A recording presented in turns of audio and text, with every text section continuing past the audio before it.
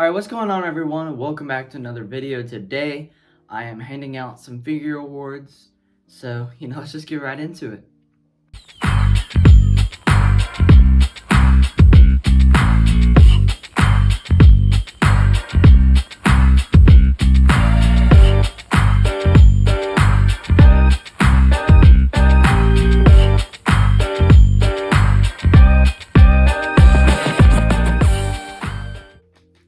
So yeah, guys, figure awards, right?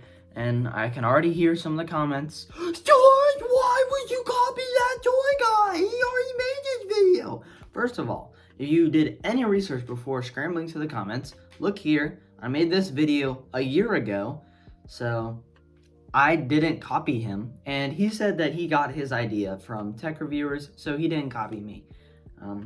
His figure awards were kind of generic. So I kind of wanted to put more of a creative spin on it.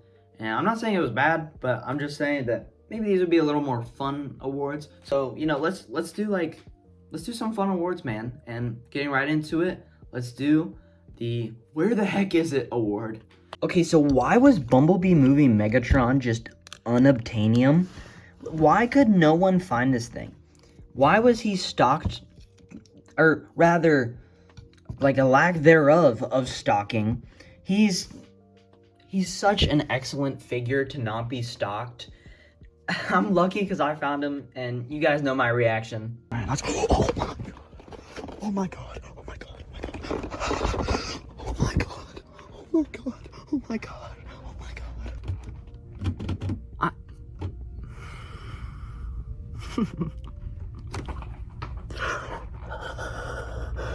Oh my gosh. Yeah, dude, he's up there, man. And for a figure that's so good, he should not have been stocked this little. Now we have the MVP of shelf warming, because holy crap, when I say there was not a store that I did not find a Legacy Silverbolt at, I'm serious. I mean, every single Target I went to, there were at least 3 of these things. And I think Magnius was probably the runner-up. I never bought Ragnius. The heck is Ragnius? No, Magnius. I don't collect the Rock Lords. Not for me. This, however, I did buy, and I really like. I'm kind of confused as to why this was a shelf warmer. It's kind of like Rhinox from last year. Rhinox is an awesome figure, but I think it's just being an obscure character like this, where the average Transformer fan doesn't know who the X Silverbolt is. Now for the why did I buy this award? This little Rumble figure it's a conundrum. It's half the size of a core, half the engineering of a core. He's got some fun elements, like he has a mini ab crunch, barely, that doesn't really help. He can barely get into the pose that he's supposed to get into. I don't know, man. I guess this figure just kind of left me wanting. And for a figure that was kind of hyped up by a couple of my buddies, I don't know if I just felt a lot of inspiration from this release. So I kind of regret getting it, but at the same time, Rumble is pretty sweet. Now, the complete opposite of this is what took me so long to get Legacy Tigerhawk. Like, this is such an excellent figure. He came out in January or February, I believe. You guys let me know down in the comments. I can't remember which one it was, but I think I finally got him around September, October, maybe. Yeah, he's so good, dude. He's so good. He's one of the better leaders to come out this year. I think maybe top 2, top 3. Very, very, very well done figure. And he fell.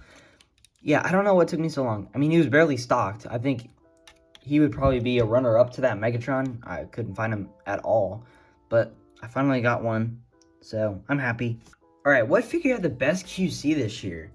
In my opinion, it was Legacy Gears.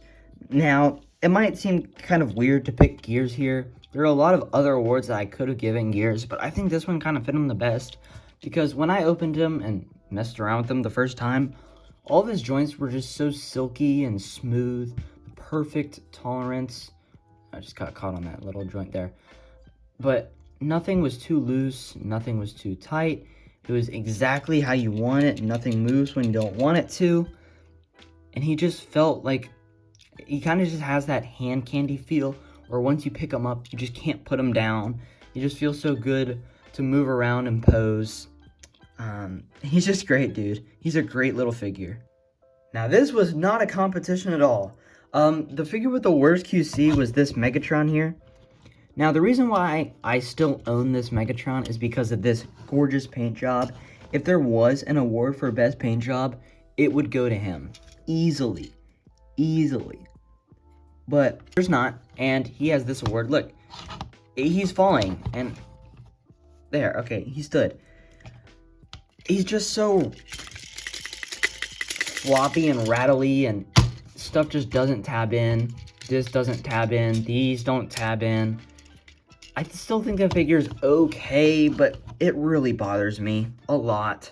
So for the best accessories, I'm going to give it to the 2-pack, the Fractured Friendship 2-pack of Orion Paxton, Minor Megatron. So cool. These two figures are great, but the accessories they came with are even better. Ignore the Star Saber that I gave Pax here. I just think it looks awesome with them. But this guy has so many accessories that he can't even hold them all. Pax's accessories are perfect. I couldn't ask for any better accessories. And, I mean, there's just so many here that, just so many to choose from. You can arm up your other figures with these weapons.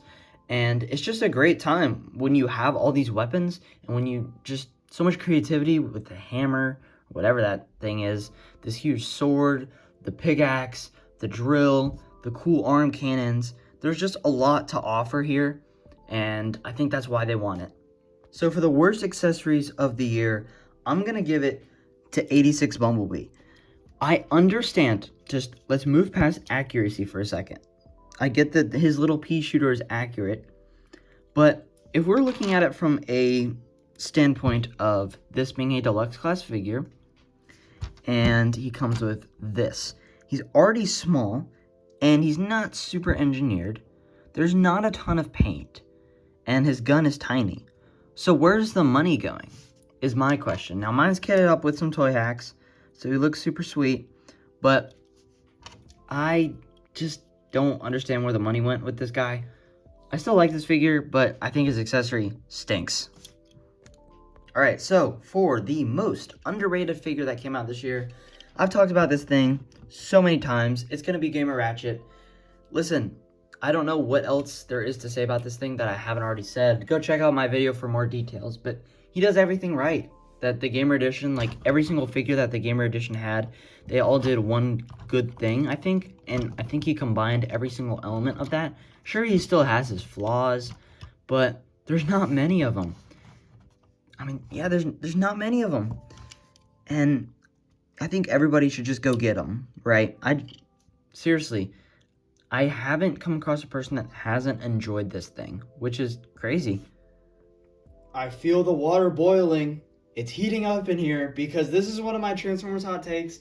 It always happens every single time I do this. But TF1 Optimus is the most overrated figure to ever come out this year. I'm sorry. This thing is just glazed to no end. It's ridiculous. I can't get behind it. So before you scramble to the comments, remember, A, it's my opinion. B, hear me out. So, first of all, let's talk about that awful color scheme. The super weird yellowy, gray, crappy plastic that no one liked, and it wasn't accurate. It didn't look good. You can do all the mental gymnastics you want, but yeah. And let's talk about the desaturated red and blue, how boring that is. Obviously, mine's repainted, not the best job, but I still like it. I still think it looks better than that crap that we got, you know? I think the colors were just about as successful as the movie in the box office. So, yeah, and, you know, that's just the looks, right? The articulation. What is this? You just... Like, why is the waist swivel all the way up here? Ew. And, you know, why is this so tight? I don't know. And why are some of the joints so loose? Why is he parts form? Why are the hands just hang out for no reason? The one thing I'll give this is it's a big deluxe, and he comes with a matrix. Yippee, I have 500 more of those. The axe is the wrong color, and it only fits halfway. So, yeah, I don't know. It's there. I might be getting rid of this thing. I don't know. I don't really like this figure at all. If you disagree and you like it, more to you. You get more enjoyability of a figure that I don't, but gosh, he reeks. Now, I was disappointed by a couple figures this year, but Sideburn was the most disappointing figure of this year. I don't know, man. I had a lot of hopes. I think we sacrificed Shadow Striker getting a good figure for this. And we were like, okay, so they're going to retool the alt mode, right? I mean, they got the robot mode, right? It's a layup. It's a wide open layup. And then they missed it. The alt mode there's just a couple things that are making this guy not average in terms. He's like a 4 out of 10. Like, he's just not all there. And that stinks because Sideburn's such a cool character. And yet, he was done dirty. So dirty. Now, I actually almost handed this award to Swoop. Swoop really was not an impressive release whatsoever. But I think this guy still does some cool things. I like his robot mode. I think it's cool. I think it works well, except for that head sculpt. But I think he kind of falls on his face during that transformation in the alt mode. It just doesn't feel right. They're so close, but they just... I don't know, man. They just didn't get all the way there. And... I don't know. I guess for the last of the Dinobots, probably the easiest Dinobot to make. I just felt a little underwhelmed. Okay, I think the best repaint of the year has to go this Cliff Jumper. I think we all knew when we saw that Legacy Chase that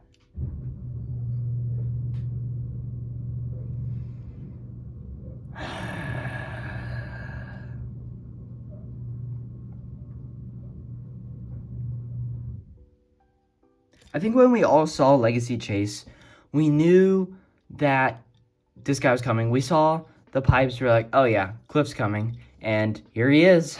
And he's really, really nice. I love the way this guy looks. He's the only one of the 4-pack that I have now.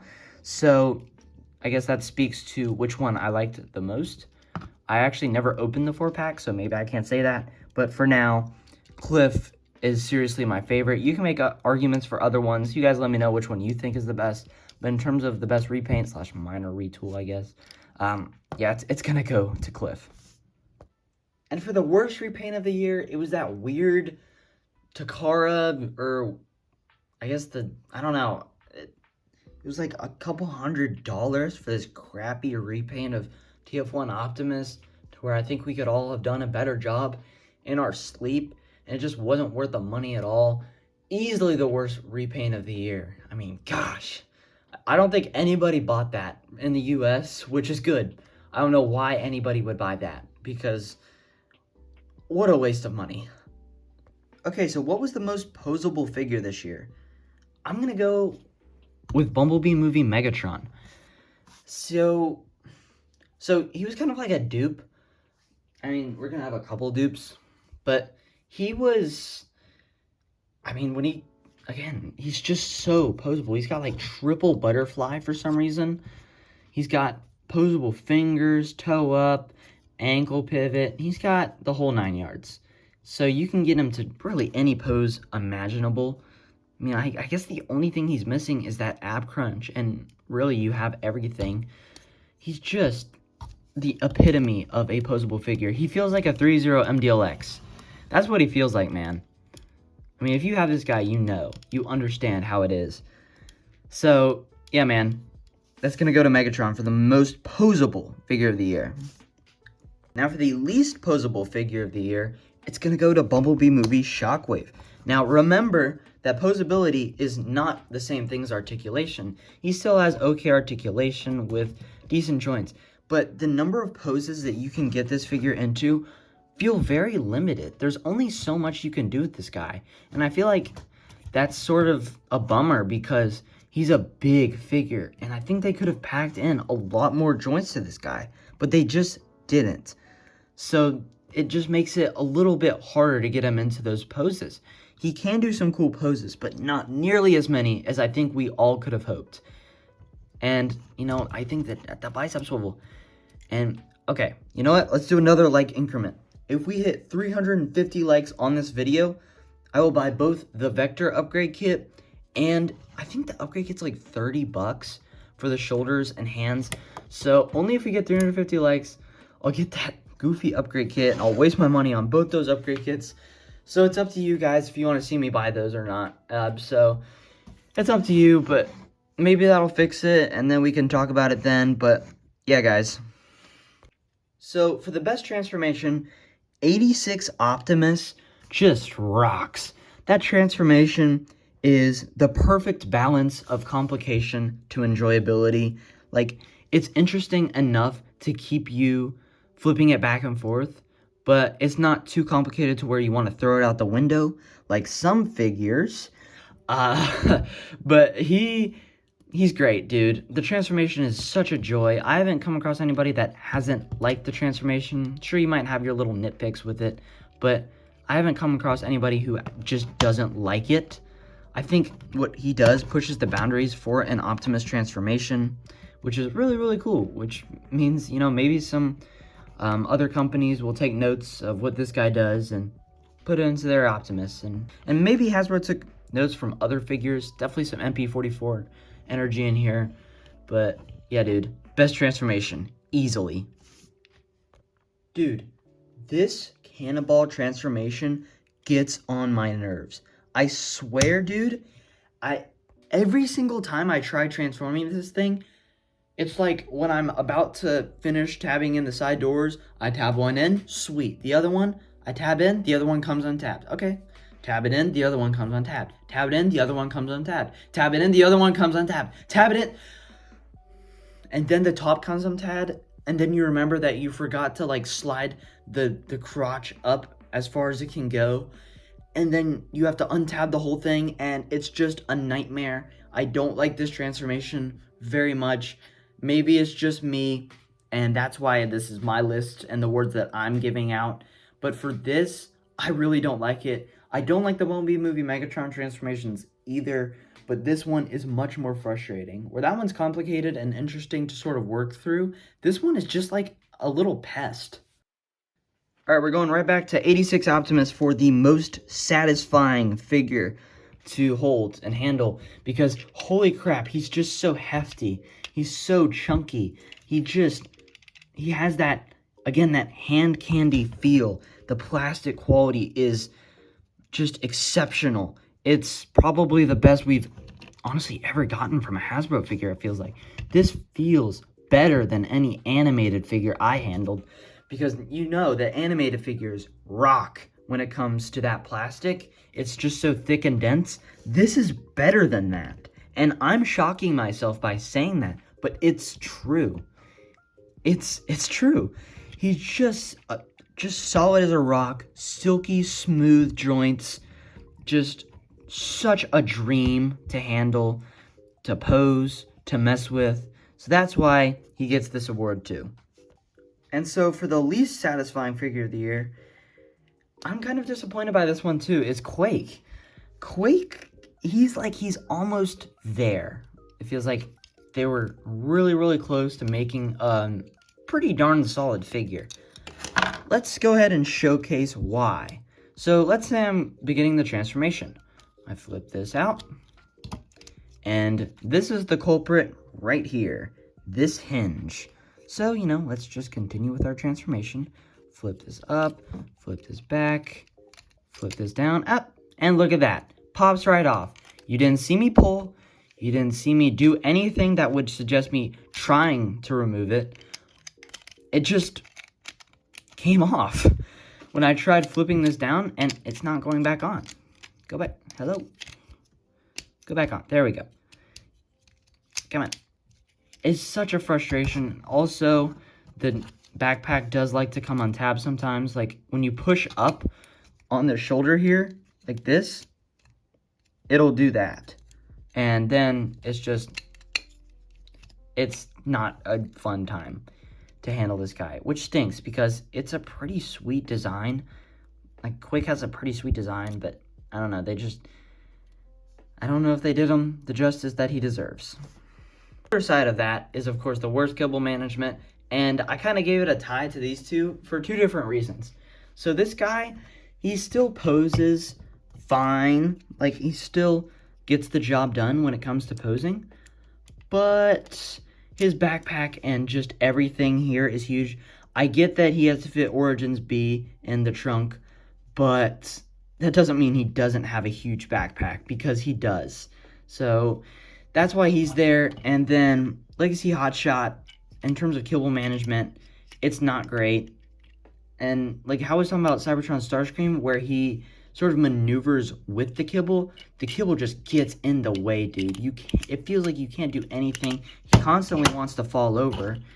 Let's try to balance him. Oh, look, he stood. Nice. But from what I've heard from people who do stop motion, he's a pain to do stop motion because he really just can't balance. And I think that's just because of his kibble, because of the posability that you can get him into. He's probably the worst poser to come out this year, too. And I'm not trying to hate on this thing, because I still like this figure. But I just think that there were a bunch of missed opportunities, that the designers just chose accuracy over him being a solid figure. So this award is kind of funny. So I call this the Crickets Award. It's just a figure that's just kind of like there, and everybody's just like, okay, it's gonna be Skywarp. Yeah, I mean, he came out, we're like, okay, we finished him. And then nobody really talked about him. He's just kind of there. His color scheme's kind of boring. It doesn't feel like Skywarp. It just feels like a generic purple Seeker.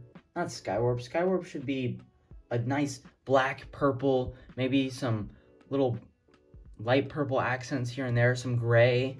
Not purple, white, and gray, and a little black touches here and there. No, that's not right. It doesn't feel like Skywarp.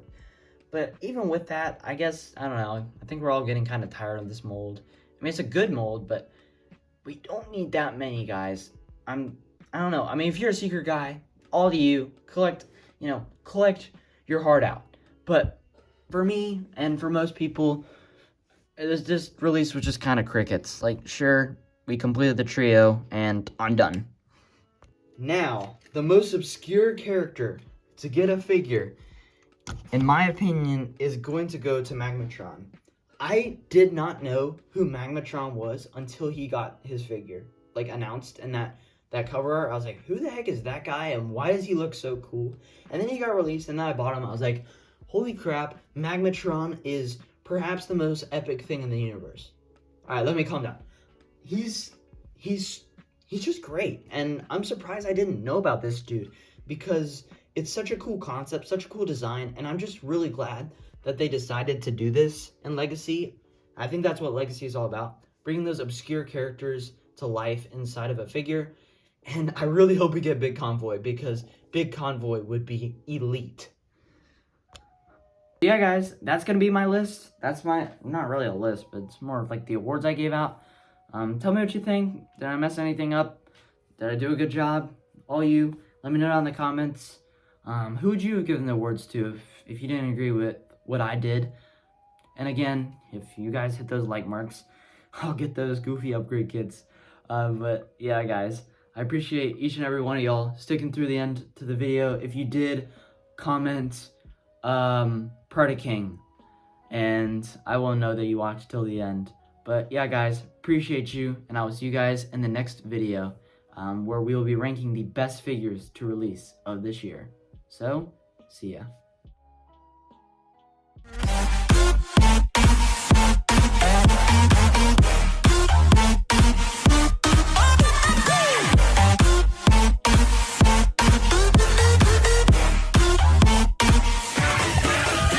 That being said, Solaris out.